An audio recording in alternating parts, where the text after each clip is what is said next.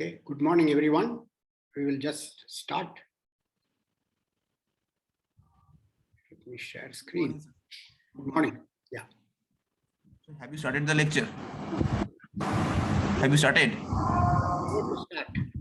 You're going to start. Okay. Okay. Please, kindly switch off your or mute your mobiles or whatever it is. Share.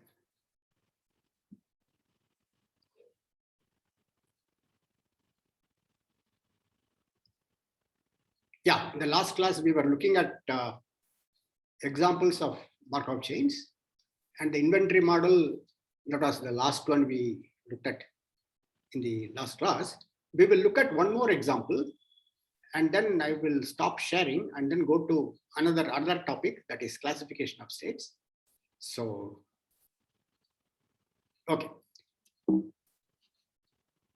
So this example is discrete time queuing model. Though much of the queuing models, which are quite realistic, it comes in continuous time, a discrete time version of that. Consider a situation when customers arrive for service and take their place in a waiting line.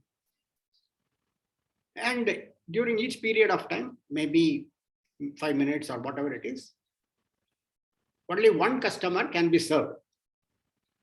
Let's say a counter or something like that. Provided some customers are at least waiting, at least one customer is waiting. If no customer is waiting, then during that period, the server will remain idle. No service is provided. And during the service period, new customers arrive. So that is, we have discretized the time. Okay.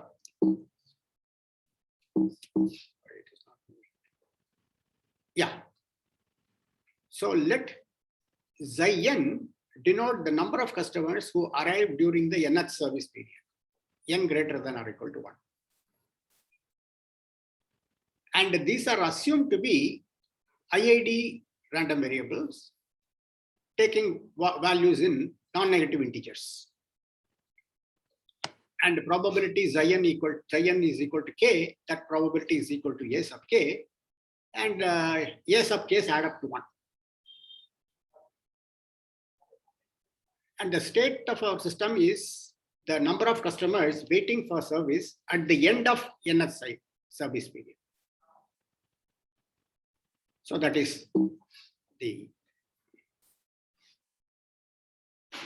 So therefore, you can easily find, that xn plus 1 is, if at least one customer is waiting, then that, sorry, let's say one customer is being served, so that customer will be taken care of during that period. And the n plus 1th service period, xi n plus 1, new customers will arrive. So this would be the state of the system at the end of the n plus 1th service period. So sir, can you go to the previous slide? Yeah. Okay. So, sir, I have a question. So, when you are saying that at the end of nth service period, you mean in total? Pardon? Yeah, end of nth service period. Yes. Okay. So, can we say that xn will be equal to sum of these i's? Pardon? Means xn will be basically equal to sum of these i's. Means sigma xi I varies from 1 to n. No, because some people will be served and would have left. No. They are waiting. Okay, waiting. Okay. It is so basically not all customers, only those who are waiting. It is only the customers who have not yet finished their service and are waiting. Waiting, okay. Yeah, because see, those who have finished their service and gone, then we don't have to really bother about them. Let's say they are satisfied and gone. Okay. Okay. Okay. So quantity of interest is the waiting, number of waiting people. And if At the end of nth period, no one is waiting, no service is given in the n+1th period. So xn+1 in that case is xi n+1. So both these two equations together can be expressed as x minus 1, the positive part, plus xi n+1. So many of you would be familiar with this symbol. Oh, I should have put a braces here. The z plus denotes maximum of x and 0. You put a curly bracket here. Okay, so sir, here xn minus 1 plus means it is maximum of xn minus 1, 0, right? Maximum of 0 and xn minus 1. Okay. Xn minus 1, if xn is greater than or equal to 1, this will be, greater than or equal to 0. If it is equal to 0, this 0 minus 1 is minus 1. In that case, it is 0. Okay. Okay. I suppose small math students would have seen this symbol in many places, positive part, negative part of a function and things like that.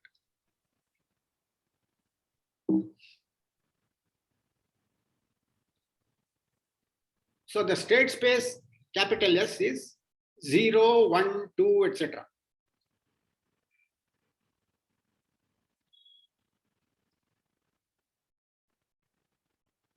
So if at, let us say, nth period, there are I customers,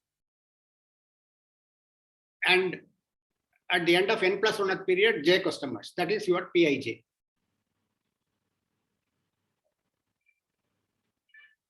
So you can easily see that it is equal to A sub j for j greater than or equal to 0 if I is equal to 0 or 1.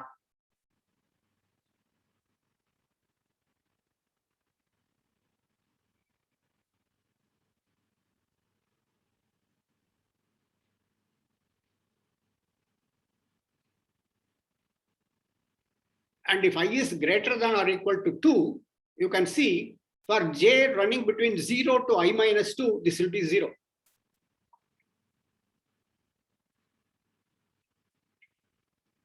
And for j greater than I minus 2, this is A sub j minus I plus 1. I leave it to you to figure out. It's pretty simple. Write it down for I equal to 0, I equal to 1 using this formula and so on. And I equal to up to 3 or 4 you go, you see the pattern.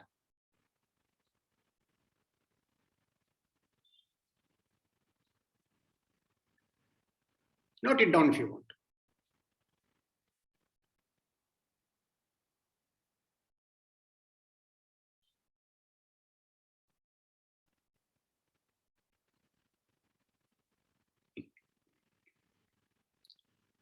So in this case, if you write down that matrix, the first row and second row are identical.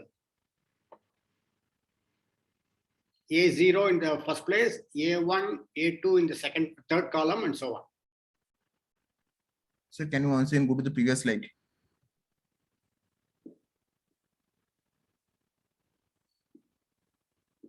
Okay, it's fine. Fine. So this is the transition probability matrix. When I equal to 2, so this first row denotes I equal to 0. Remember our state space is 0, 1, etc. The second row denotes the case when I is equal to 1. And the third row denotes when I equal to 2. If at the end of nth period, there are 2 customers waiting. At the n+1th stage, it cannot become 0. The only thing it can become is 2 minus 1, 1, or bigger than 1.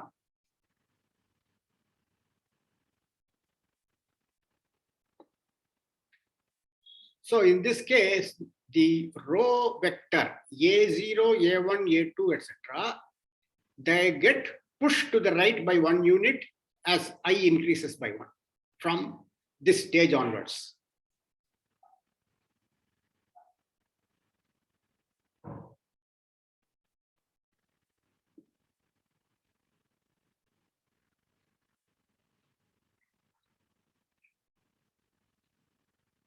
Note it down if you want to.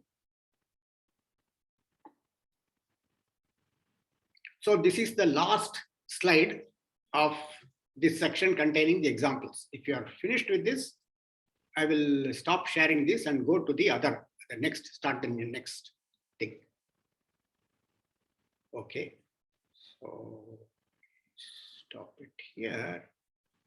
And now,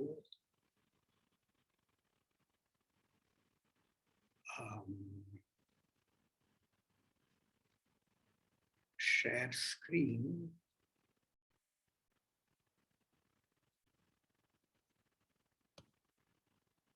With that, yeah, good.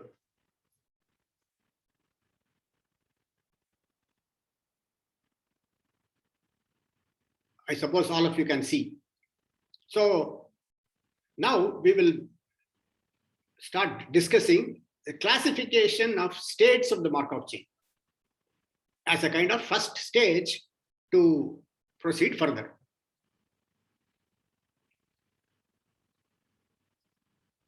So towards that end, we first look at what is called n-step transition probability matrix. So remember that all these, the Markov chain, all the random variables which constitute that Markov chain are discrete random variables defined on some probability space omega f p. And Xn, of course, is assumed to be a Markov chain on a countable state space. Yes, of course, countable could even be finite, with transition probability matrix P, which is just Pij's. Okay, now let n greater than or equal to 1 be a fixed integer. Now define P super this bracket n. So that matrix, the entries we denote by P super n sub ij by just probability xn equal to j given x0 equal to y.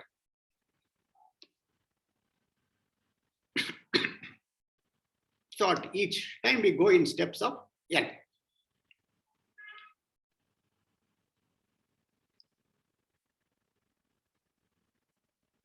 So this P super bracket n is called the nth step transition probability matrix of the Markov chain Xj. Since I am here fixed that n, fixed integer, here instead I'm using xj. Okay. Note it down.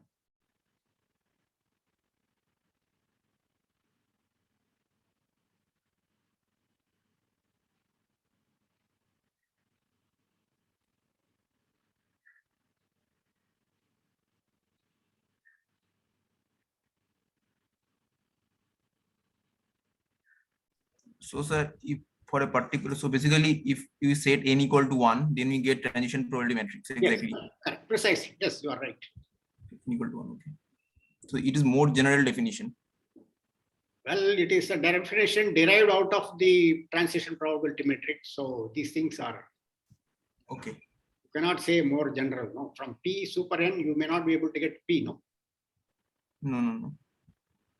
But is there a way to obtain P superscript from P? That kind of a question generally doesn't arise. Okay. No, but can we get P superscript 2 from P superscript 1? Supposing if you know that if you take product of two matrices, knowing that the square roots, there may not be a unique choice very often, right? Yes. Yeah. So, yeah. Okay. Okay. Let Xj be a Markov chain with transition probability matrix P.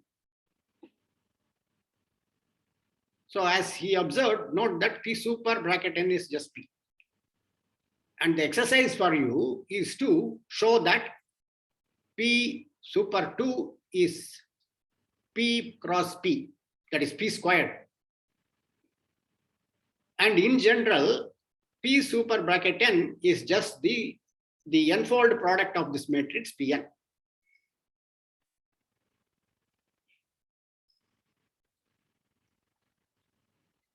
And also you can check that,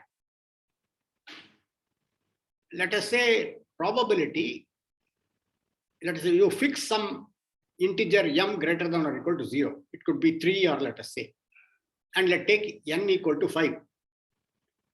So probability x at time point 3 plus 5 equal to j, given x3 equal to I, would be p to the power n of 5 ij.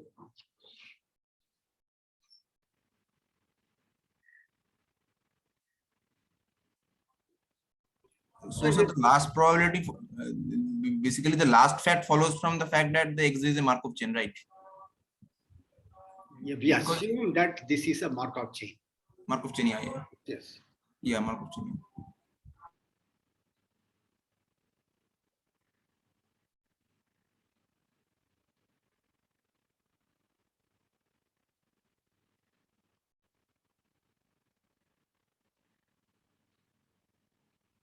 Note it down.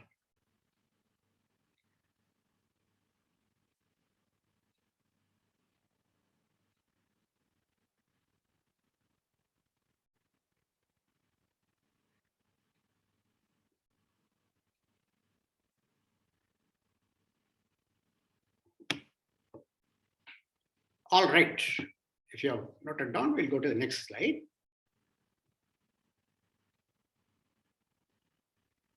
Now we will define a concept that J is accessible from I. That is, sir, can you go to the previous slide? So sir, here sir, p to the power, so these are the usual matrix multiplication, right? yes, of course. But since p can be an infinite matrix, in that way, how can we define multiplication? Means there will be convergence issues, right? Yeah, the same kind of these things, no? That these are all, they will be dominated by one, and they if there is a element which is bigger than that, this thing that you can do that. Okay. Okay. So basically, you can say that, so every entry of p to the power n will be well defined. Yes, yes, yes. Means due to this convergence issue and the bounds. Okay. Yeah.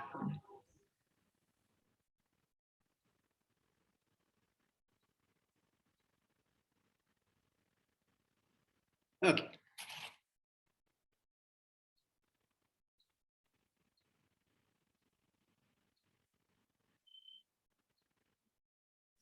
Because even if it's an infinite matrix, each row sum has to be 1. So that will take care of the other things. No?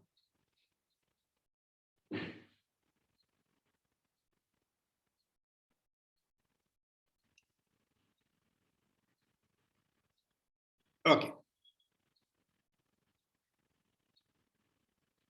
So this concept, today there will be quite a few definitions.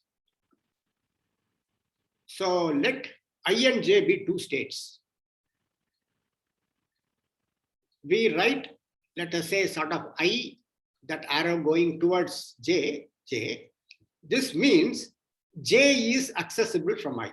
Or, in other words, the process can go from I to j. We are not saying that process goes from I to j in 1 step or 2 steps or anything. But if there exists some n, of course, which could possibly depend on I and j, such that p super n ij is strictly bigger than 0.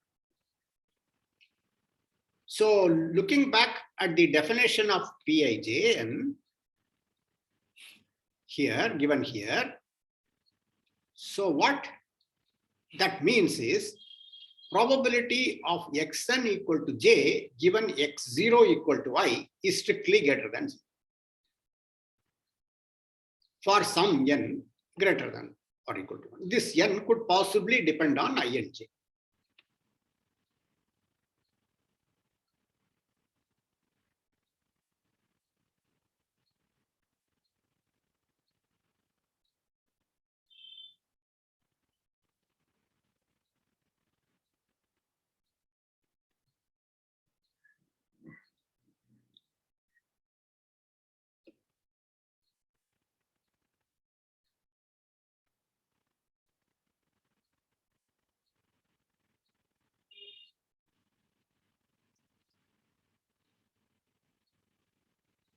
So it is also possible that j is equal to I. Examples can also be given that I is not accessible from I. Okay. After some time, you yourself will be able to construct such examples.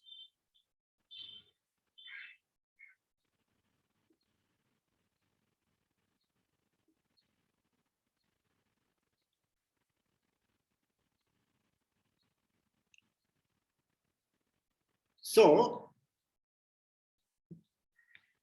the process can go from I to j in a finite number of steps. This means that in finite number of steps, process can go from I to j. So I can go to j in finite number of steps if and only if there exists intermediate states. I mean, if there exists, first of all, one positive integer, n, and I sub 1, I sub 2, I sub n in S, such that P from I, it goes to I1 in one step, from I1 to I2 in one step, and I sub n minus 1 to j in one step. And all these probabilities are strictly positive.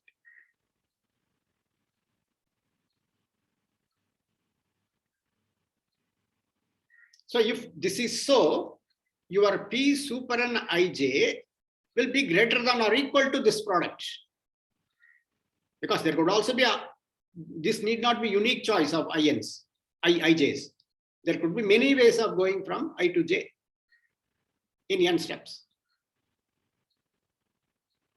But at least there should exist one set of such values which are all strictly positive, so that this is sort of guaranteed.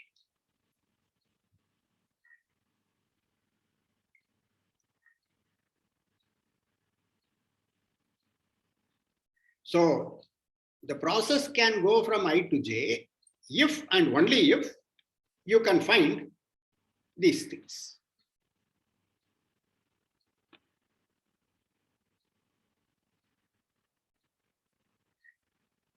This n also need not be unique. It may be able to go from I to j in 3 steps or 30 steps. So, sir, in this case, if there exists I1 to in minus 1, can we say that Pij n will be greater than this product Pi1, Pi1, Yeah, you can. It will be greater than equal to what? Greater than equal to product of these probabilities, like Pi1 times Pi1I2 times. That's what this product of these things will Exactly, be, yeah. Product of these guys will be less than or equal to this number. Yeah. Okay.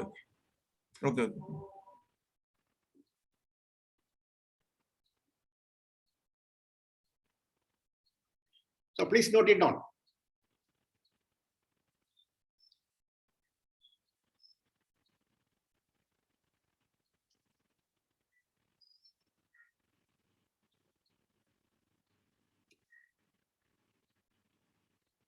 We have come to a fairly important concept which you will meet again and again in the discussion, what is called irreducible Markov chains. So we write I with double side this arrow j, that is I and j communicate if I is accessible from j and j is accessible from I. You can go from I to j in finite number of steps and also j to I in finite number of steps.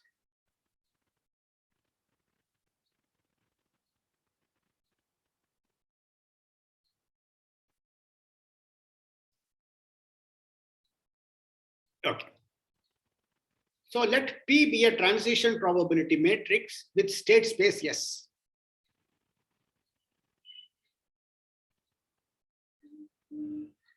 If for every pair I and j in S, I and j happen to communicate, then that transition probability matrix itself is called irreducible.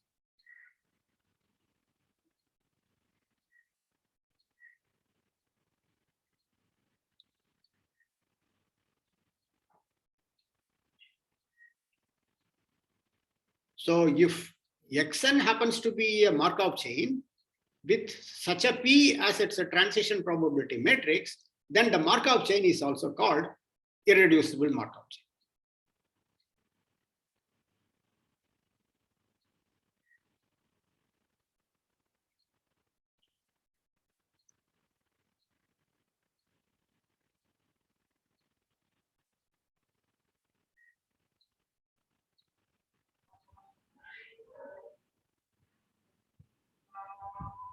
So, sir, I have a question. Hmm.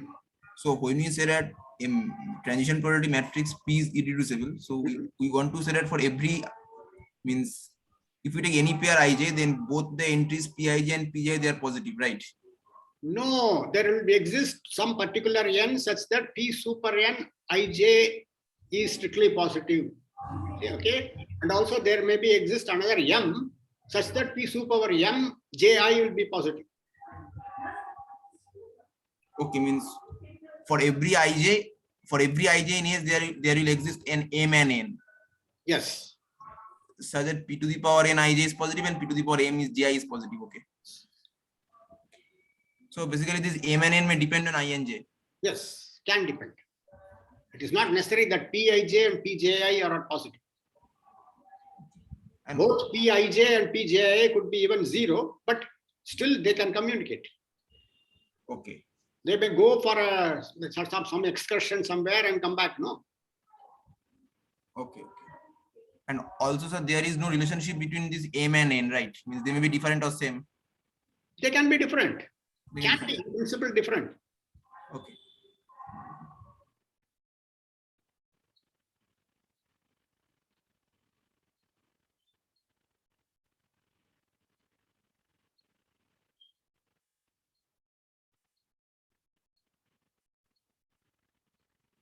Yes. Any questions? Anyone?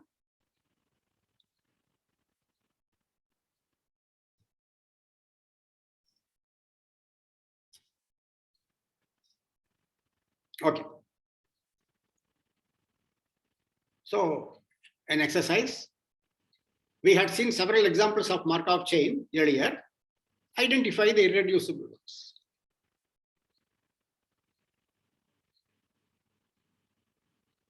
In some cases, of course, you may not be able to say because it may also depend on some other thing which is given in that.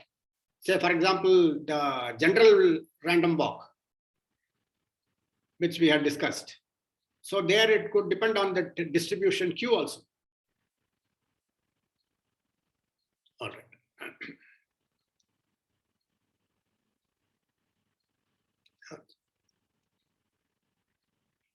So after this, please note it down if you want to.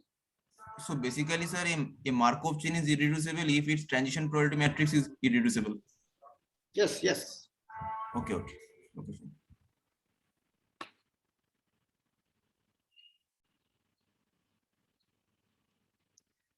All right. Next, we come to another very, very important concept. Okay, fitting time. Before we define that, one notation. Sir, can you go to the previous slide once again?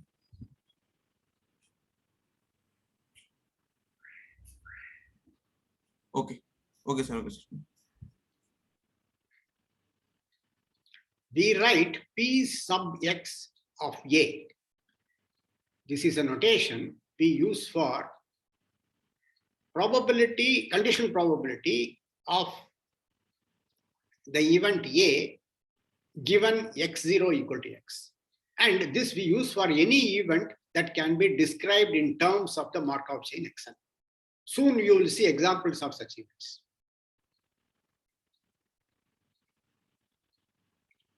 For example, the Markov chain X, this thing at x10 is in state 10. That could be an event of that form. There can be more complicated events.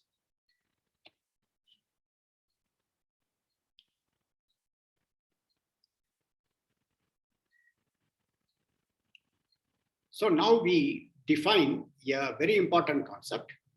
It is called hitting time. Let B be a subset of the state space S. and now define T sub B at omega. Omega is the, remember, all these guys are random variables on some basic probability space, omega ft. So T sub B at omega is that this xn omega, you consider that. So where all xn omega, for what all n, it is in B. You take those n's. Of course, n greater than or equal to 1. N equal to 0 is not considered. N greater than or equal to 1. And this T sub B omega is minimum of all those n's. Provided this set, the set of all n such that xn omega belongs to B is non-empty. What it means is that if there exists some n such that xn omega is in B, that set will be non-empty. So therefore, one can take the minimum. If there is no such n, then this TB omega is taken as plus infinity. So it stands to common sense.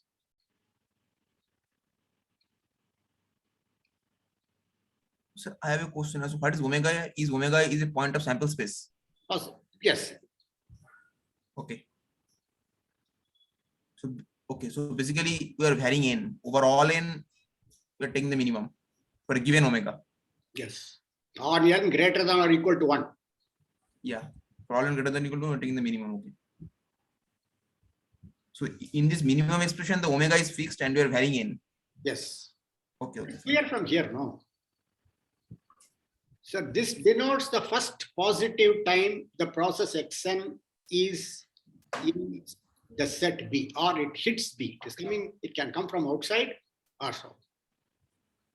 This is the terminology used. So here TB is a random variable, right? Sorry, which one? So here TB will be a random variable. Yeah, right? TB is a random variable. Yes, you are absolutely right. T sub B is random variable. That is what our next statement is. You are not just a random variable. It is takes value in positive integers, not zero. Zero is not included. That is rather important. Positive integers, it can possibly plus infinity also.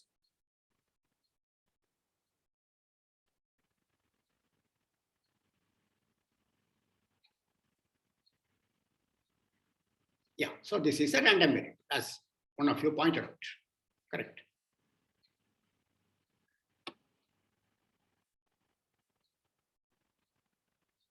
So, for example, any statement concerning this random variable could possibly involve all possible n's.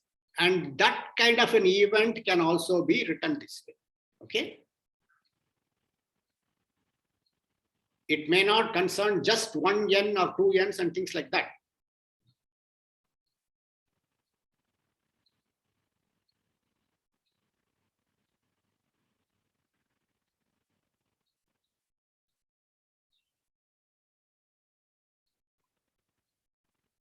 It may also be an event for different these things of omega, different realizations omega, little omega. It could vary over different n's.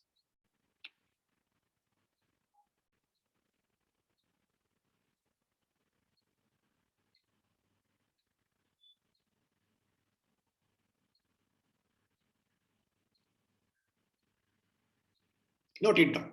This hitting time, this concept is a very important concept in stochastic process. And since the state space is discrete and all that, these are fairly easier to handle.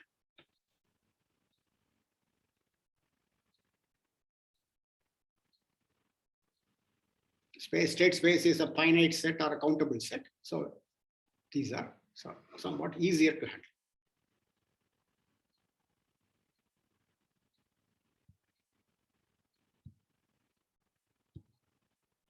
This hitting time is a concept. It's one kind of one tool used to sort of study various things concerning randomness in stochastic processes. So if you please note it down, I will go to the next slide.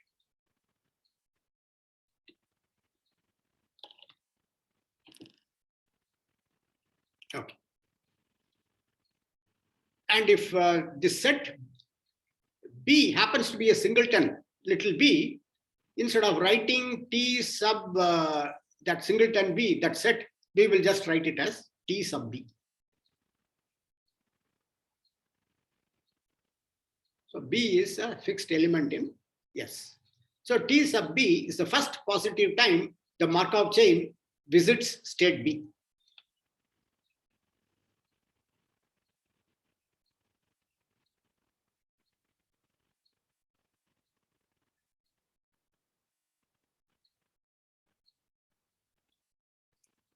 Now, so we have seen that, so this T sub little b is also a random variable which can take these values 1, 2, 3 or plus infinity.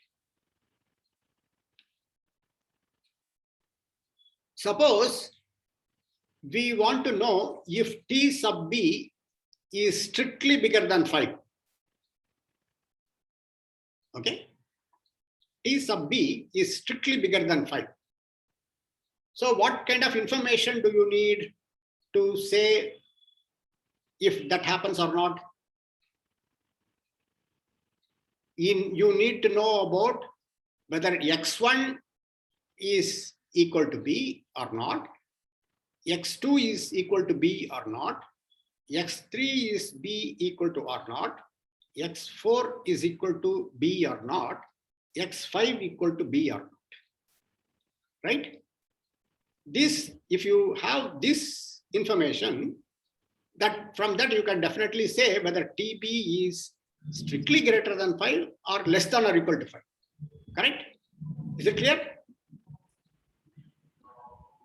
So, sir, I have a question. So, if we say that T sub B is strictly greater than 5, then can we say that for any I less than or equal to 5, P to the power I entry will be less than? What? You need to know only about x1, x2, x3, x4, x5. That's it. Yeah, but all this information we can get from the transition matrix and the powers of it. That is okay, but please try to see try to understand what is being aimed at here. So I want to emphasize in terms of xn. Okay. Okay. Sometimes, please, you wait for some time to ask a question because I may want to emphasize certain very important concept. Please bear for this thing for 5 minutes or 10 minutes. At the end of the class, so you jot down your question, then also you can ask.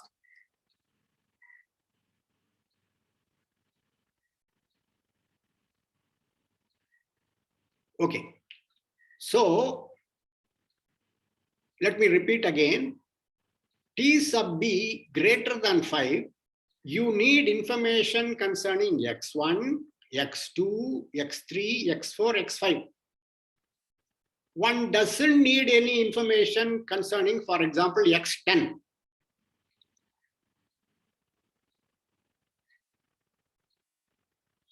Okay? Yeah. This is a very, very, very important observation. For example, TB greater than 5 we'll solve. That will give you that to know that whether this happens or not, you need to know only about x1, x2, x5. And this event is the complement of this event. TB less than or equal to 5 is the complement of TB greater than 5. So you know this, you also know this. And TB equal to 5 is nothing but TB less than or equal to 5 set minus TB less than or equal to 4. That also you can know. So the events TB less than or equal to n, TB strictly greater than n, or TB equal to n can be described in terms of the random variables x0, x1 up to x5. And similarly for any n.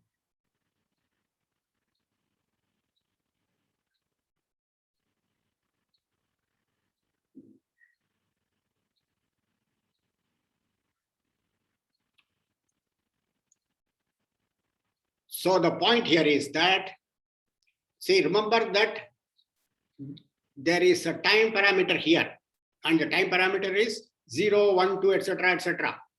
And at a time point, let us say 10, let us say up to 9 might be considered past, and 10 is, let us say, considered as present. 11 onwards may be considered as future. You need not know to know about these events. You need not know any information concerning future.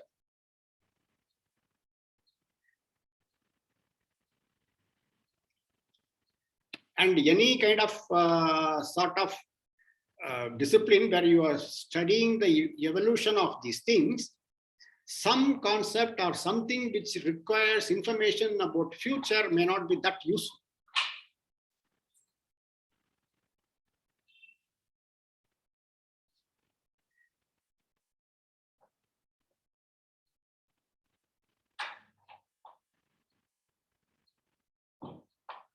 Okay, so that is why objects like hitting time, etc., are quite important.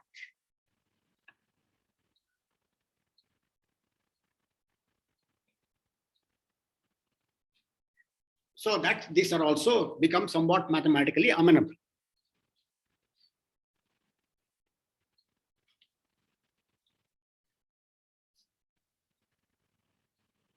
Please note it.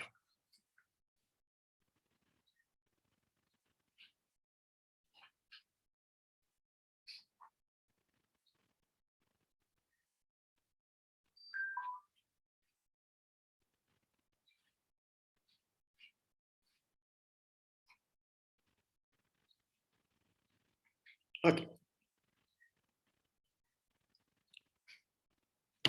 Yeah. So we now define two quantities, rho sub xy and rho sub yy.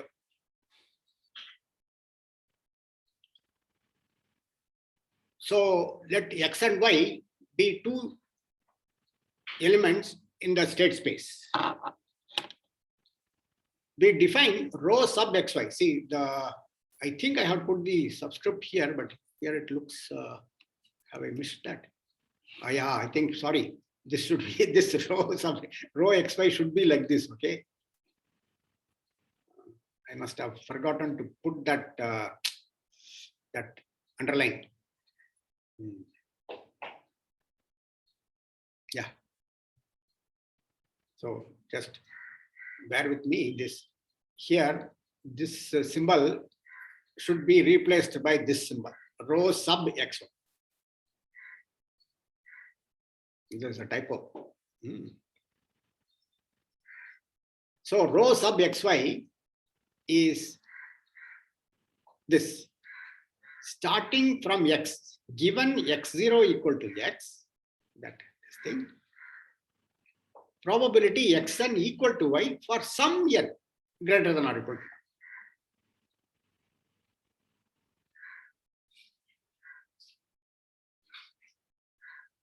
So this event xn equal to y for some n greater than or equal to 1, in terms of the hitting time we had defined earlier, it is just t sub y.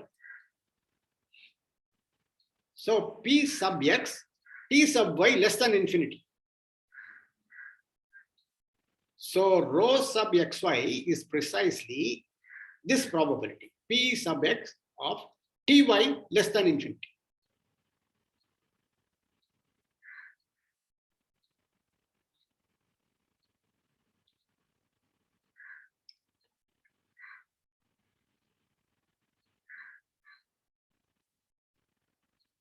So from these things, it is clear that rho sub xy is strictly greater than 0 if and only if process can go from x to y. That is, if y is accessible from x.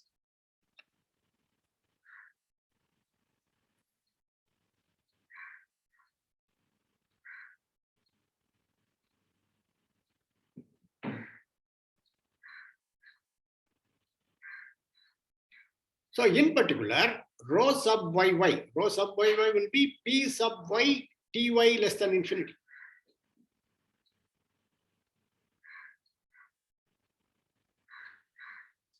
So in particular, rho sub YY is strictly positive only if Y is accessible from Y itself.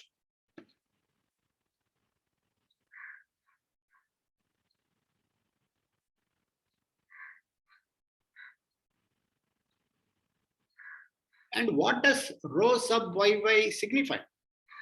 That is basically the probability that the Markov chain starting at state Y will ever return to Y.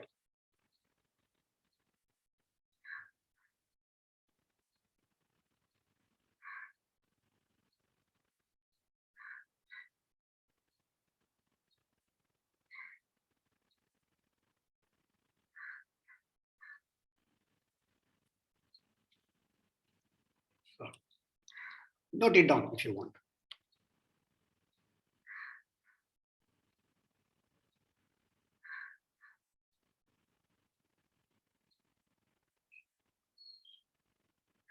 Okay. Now, because of this, we come to important concept. So remember that this is all part of classification. So a state Y in the state space capital S is called recurrent if this rho YY is strictly equal to 1. So in terms of what is meant by rho YY, which we had seen in the previous slide, the state Y is recurrent if and only if the Markov chain stating at Y has probability 1 of returning to that state.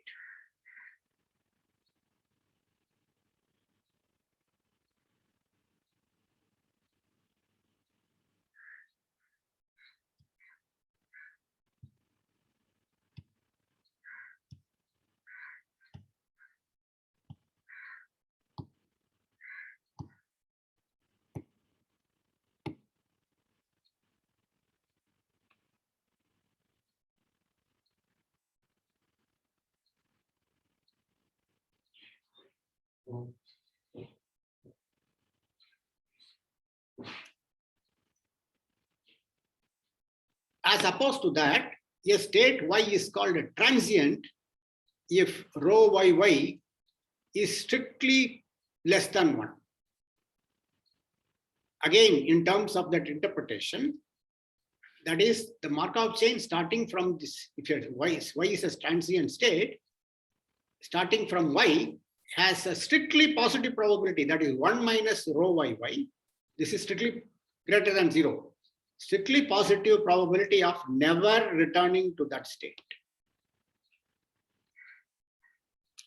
So transient means temporary, recurrent means again and again.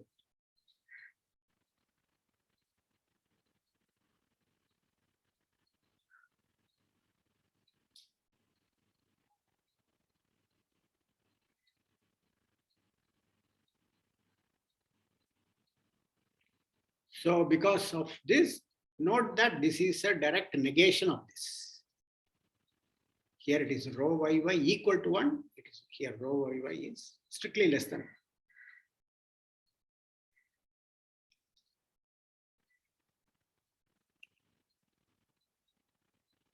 And if each state is recurrent, then the Markov chain itself is called a recurrent Markov chain. And similarly, if each state is transient, then the Markov chain itself is called transient.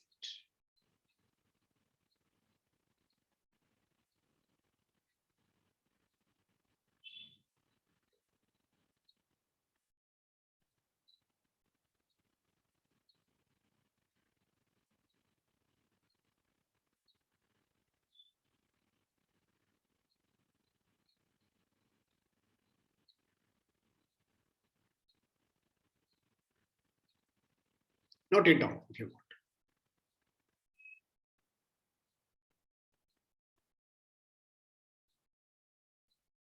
So we will be studying recurrence, transience, conditions for recurrence, and so on, conditions for transience, and things like that. That would be one of the things which we'll soon be looking at.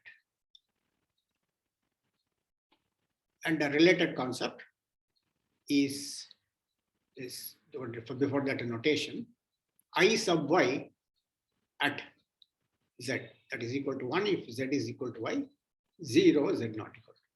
So this basically I sub y is a kind of notation for I sub the singleton set y. So it indicator function of this set. Just like in the TB, that notation we are adopting this.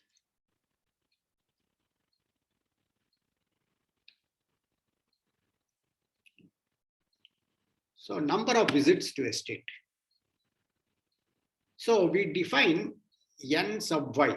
N sub y is a random variable. So basically ny at omega, not sub n of y. Ny at omega is summation over all n I sub y x and omega.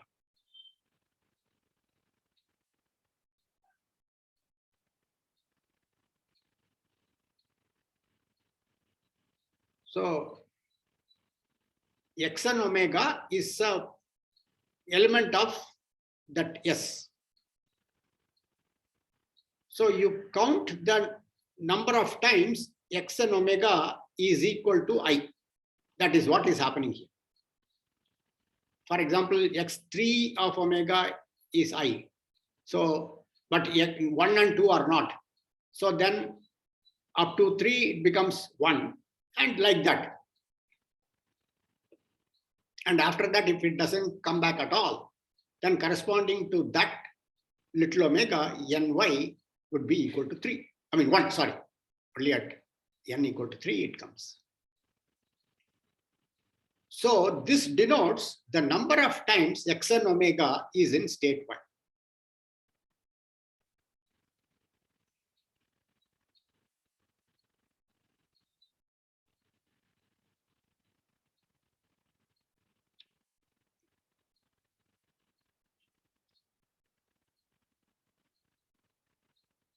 So for any fixed y if it is fixed, ny is a random variable taking value in here. 0 is also included. If it never visits y, then that ny will be 0. Taking value in 0, 1, 2, and also, of course, possibly infinity.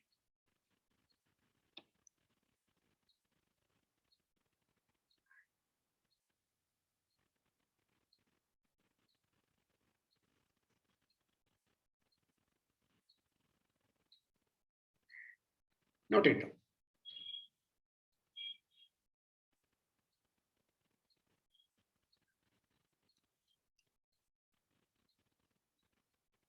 Yeah, also note that ny can be 0 even if x0 equal to y.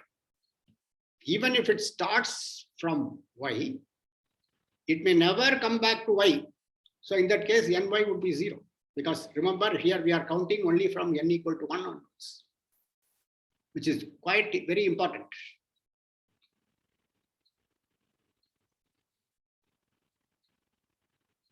This is the last slide for the day. Since we have introduced quite a few concepts, I think I will stop here.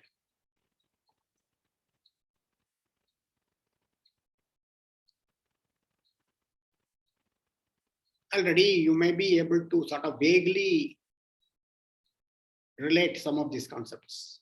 We will see some of those results later. So if you don't have any questions, or if you want me to go back to any of the preceding slides, please tell me.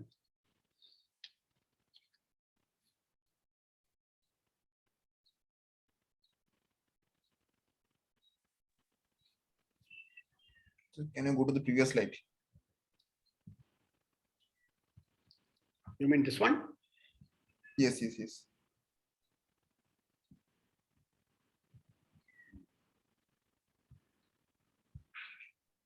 Then the next slide.